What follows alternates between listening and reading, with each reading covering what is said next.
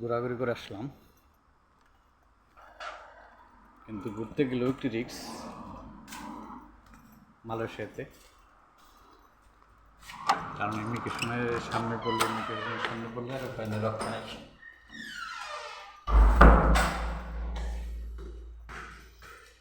যদি ইমিগ্রেশনের সামনে পড়ে যায় বা কেউ পড়ে, তার উপায় নেই।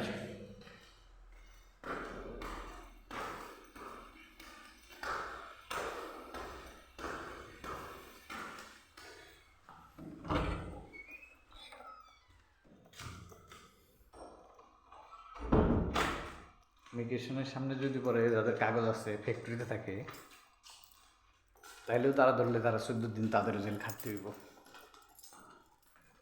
ইমিগ্রেশন এমন একটা জিনিস।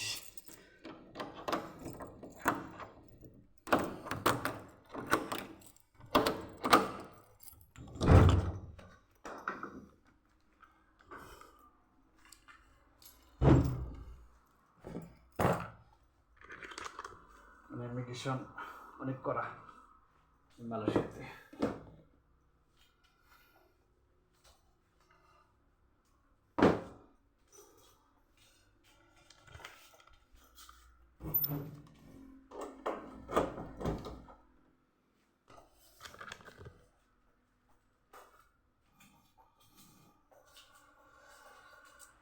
আপনার কাগজ আছে, তারপরে যদি ইমিগ্রেশন আপনি ধরে,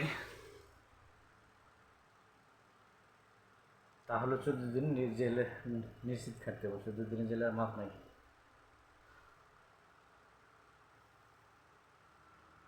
এই জন্য এই দেশের চলাটা খুব সমস্যা হয়ে গেছে।